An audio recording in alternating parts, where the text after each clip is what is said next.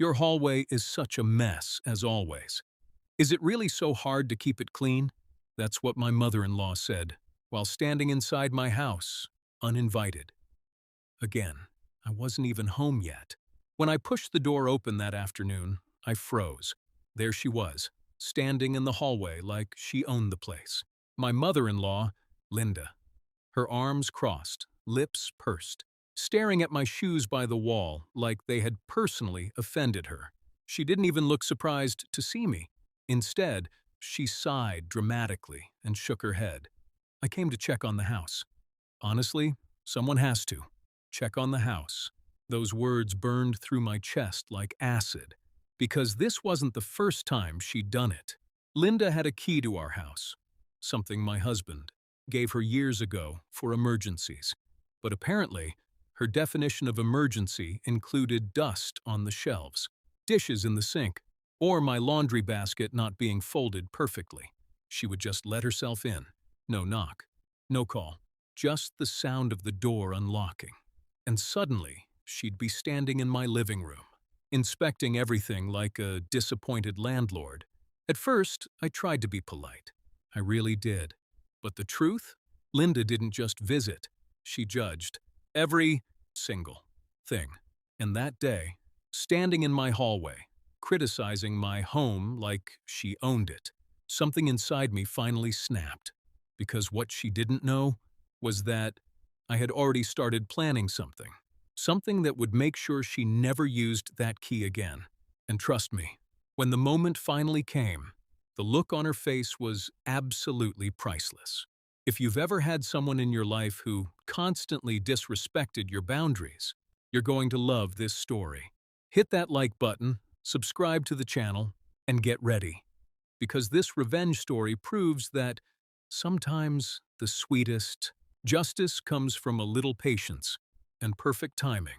Linda and I never had the kind of relationship people hope for with their mother-in-law. You know the type. Sunday dinners, friendly chats, maybe even shopping together. No. With Linda, everything felt like a competition I never signed up for. From the moment my husband Daniel introduced me to her, I could tell she was sizing me up, not smiling, not welcoming, just evaluating. "You're very independent," she said once. The word independent rolling off her tongue like it was an insult. But things got worse after Daniel and I bought our house. It wasn't huge, just a cozy two-bedroom place with a small porch and a narrow hallway that led to the living room. But it was ours, our first real home together. And apparently, that made Linda feel like she needed to supervise it. The first time she used her key, I thought it really was an emergency. I came home from work and found her sitting at the kitchen table. "Oh, good," she said casually. "You're back." I blinked at her. "How did you get in?" "Oh, Daniel gave me a key years ago," she replied, waving it in the air. Then she added something that still makes my jaw tighten when I think about it. I figured I'd stop by and tidy up a little. The place looked neglected. Neglected. I had just worked a 10-hour shift. But apparently, Linda expected me to come home and polish the floors like a 1950s housewife. After that, the visits became frequent, too frequent. Sometimes I'd come home and find my cabinets rearranged. Other times, she'd leave little helpful notes. "You should vacuum more often. The bathroom mirror has streaks. Your spices are terribly disorganized." Each note felt like a tiny slap in the face. I tried talking to Daniel about it. "Can you ask your mom to stop coming over when we're not home?" I said one night. Daniel rubbed the back of his neck. "She's just trying to help." Help. That word again. But the breaking point came one Saturday morning. I'd just woken up when I heard the click of the front door unlocking. My stomach dropped. Linda walked in carrying grocery bags like she owned the place. "Oh, good," she said when she saw me. "You're awake. We need to talk about your cleaning habits." That's when I realized something. Linda didn't think she was doing anything wrong. In her mind. This was her house, too. And that's when the idea first started forming in my head. If Linda wanted to treat my home like it belonged to her, Then maybe it was time to give her a very memorable house visit, one she would never forget. For weeks after that Saturday morning, I kept thinking about the sound of that door unlocking. Click. The casual way Linda just walked in, like the house belonged to her, like I was the guest. And every time I imagined it, I felt that same tight knot in my stomach. But anger alone doesn't solve anything.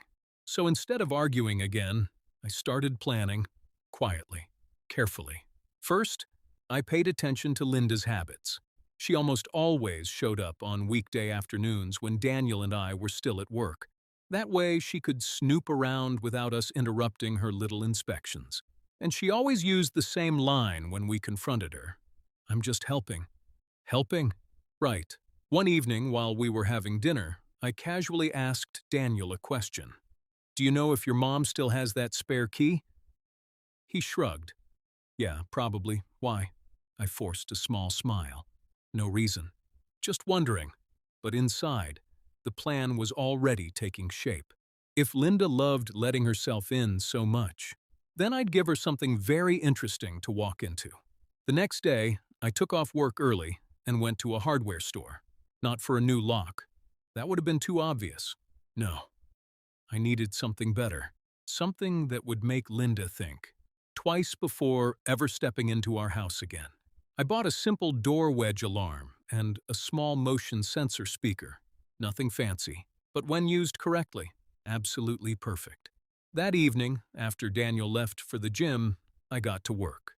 The motion sensor went right inside the hallway, and I programmed the speaker with a loud recording I had made earlier. My voice, cold, calm, and very clear. "Warning, you are trespassing. The homeowner has been alerted."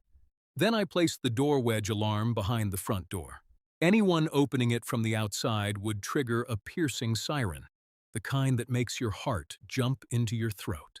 Finally, I sat back on the couch and waited, because based on Linda's usual schedule, she'd be visiting tomorrow afternoon, and for the first time since moving into that house, I was actually looking forward to her coming over. The next day, I left work early and parked my car down the street where Linda wouldn't notice it. Then I waited. About 20 minutes later, I saw her car pull up, right on schedule. She stepped out confidently, purse swinging at her side. I watched from behind the curtain as she walked up to the door. No knocking. Of course not.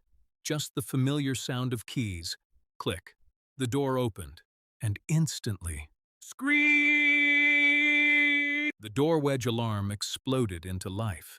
Linda jumped back like she'd touched a live wire. "What the?" But before she could react, she stepped forward into the hallway, and the motion sensor activated. My voice blasted through the speaker. "Warning, you are trespassing. The homeowner has been alerted." Linda froze. Her eyes darted around the hallway. "Daniel?" she called nervously. Then the message repeated. "Warning, you are trespassing." Her face turned pale, and that's when I stepped out of the living room. Calm, arms crossed, watching her. Linda looked like she had just seen a ghost. What is this?" she stammered. I tilted my head slightly. "Oh, that?" I smiled. "That's just my new security system." Linda stood there in stunned silence. For the first time since I'd known her, she had nothing to say. No criticism. No comments about my hallway. Just embarrassment slowly spreading across her face. She handed the key back to me without a word. And from that day forward, she never walked into my house uninvited again. Sometimes people don't understand boundaries until they're forced to feel them. And Linda finally learned something important. My home isn't her inspection project. It's my space. And respect isn't optional. If this story made you smile, you're not alone. Sometimes the most satisfying revenge isn't about hurting someone. It's about standing up for yourself and reclaiming your space. If you enjoyed this story, make sure to hit that like button and subscribe for more unbelievable Reddit revenge stories, just like this one. And now I want to hear from you. Have you ever had someone completely ignore your boundaries like this? What would you have done in this situation? Drop your thoughts in the comments below. because some of the best revenge stories come from real life. And trust me, there are plenty more coming.